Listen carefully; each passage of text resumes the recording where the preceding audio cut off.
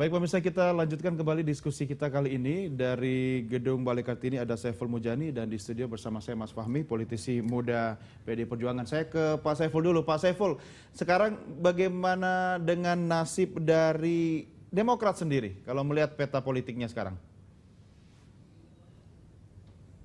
Ya, sayang sekali kami masih berusaha menghubungi Saiful Mujani di Gedung Balai Kartini. Ya, sambil menunggu sambungan kita ke Mas Fahmi dulu. Ini internal PDI Perjuangan pasti sedang berbenah sekarang. Tapi kalau Anda melihat tetangga-tetangga lain seperti misalnya tadi yang saya tanyakan ke Pak Saiful Mujani, Demokrat sendiri, apakah ada peluang misalnya untuk berkoalisi dengan PDI Perjuangan?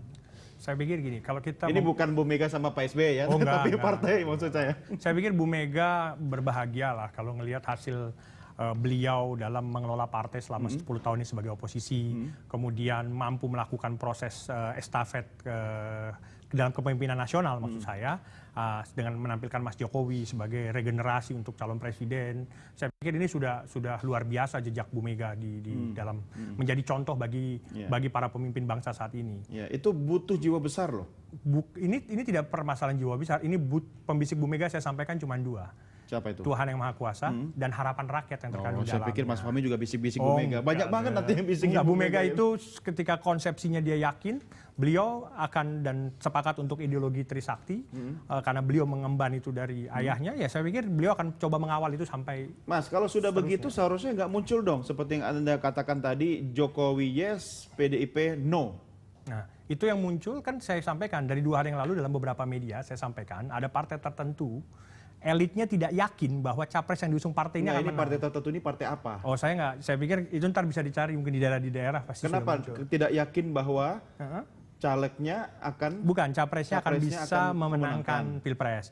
Tapi di satu sisi... Sebab beda Mas, kalau capresnya takut tidak percaya diri untuk menang dengan melakukan segala cara gitu. Bukan, terjadi pertarungan di internal mereka sendiri, dialektika dalam internal partai. Bukannya partai bisa saya terjadi seperti itu, di PDP itu kan pasti kan terjadi dalam internal partai kan? Iya, di satu sisi tidak yakin bahwa capresnya akan memenangkan, tapi di satu sisi juga tidak siap, tidak bergabung dalam koalisi nanti. Jadi harus kalau memang maju harus menang gitu. Kalau tidak bisa maju, ya nggak mungkin. Bagaimana PDI Perjuangan dijaga supaya memungkinkan posisi tawarnya nanti dalam... Oke, artinya begini, itu partai lain ya. Kalaupun itu menjadi satu persoalan, apakah PDI Perjuangan akan memikirkan untuk meminang partai itu? Kalau memang iya, apa masalahnya bagi PDI Perjuangan? Saya pikir PDI Perjuangan minangnya bukan minang untuk konteks bagi-bagi kekuasaan ya gitu. Artinya siapapun yang bisa bergabung dengan PDI Perjuangan selama satu Mas, dia tidak mau mempertahankan kebatilan. Ya kan? Artinya dia lebih pada konsep bagaimana negeri ini diperbaiki, bagaimana peningkatan pertumbuhan yang merata segala macam. Jadi lebih banyak ke agenda-agenda ideologi PDI Perjuangan. Kalau agenda-agenda itu bisa diterima partai-partai tersebut, saya pikir nggak ada masalah.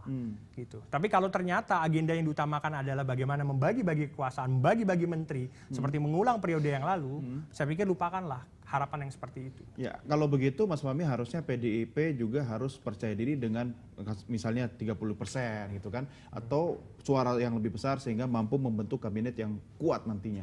Nah, kalau lihat partai-partai yang ada sekarang, kan nampak sekali bahwa partai itu pada ingin melakukan perubahan, Mas. Saya pikir yang ingin melakukan perubahan, tidak mau status quo, itu bisa beriringan dengan PDI Perjuangan. Ya, termasuk akan ada pembagian kekuasaan dong?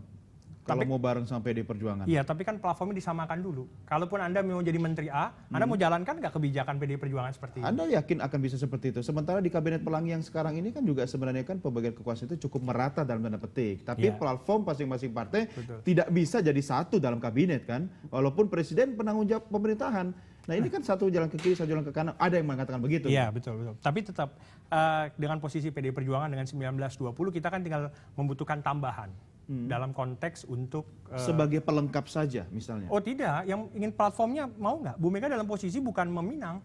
Saya pikir setelah pencapresan Jokowi nanti secara final, di jam 1, jam 2, setelah 1 jam setelah itu akan berkumpul semua untuk datang kepada PDI Perjuangan. Artinya kalaupun dalam bahasa saya tadi melengkapi apa yang sudah dimiliki oleh PDI Perjuangan, termasuk capresnya Jokowi adalah orang-orang yang bisa mensupport aktivitas Jokowi sebagai presiden nanti. Dari sisi personal untuk cawapres iya, tapi dari sisi agenda ideologi itu yang paling utama. Dari semua partai peserta pemilu sekarang, emang yang menyerempet-nyerempet ideologinya dengan PDI Perjuangan yang mana? Saya pikir partai yang mengedepankan perubahan, Mas. Yang mana itu? Semua bilang perubahan kok, Mas. Saya pikir gini, kita bisa bicara Nasdem. Oke, Nasdem. Kita bisa bicara PKB misalnya. PKB. Atau kemudian partai-partai yang akan menyamakan agenda mereka yang beririsan dengan agenda PDI Perjuangan. Artinya pernyataan Anda tadi dengan tidak menyebutkan Golkar dan Gerindra dan Demokrat, berarti tiga itu nggak akan dilirik buat Oh, koalisi? saya pikir itu kewenangannya Bu Mega untuk menentukan dengan siapa. Oke, baik. Mas Fahmi, kita lanjutkan di segmen berikutnya. Siap. Baik, pemirsa tetap bersama kami segera kembali sesaat lagi.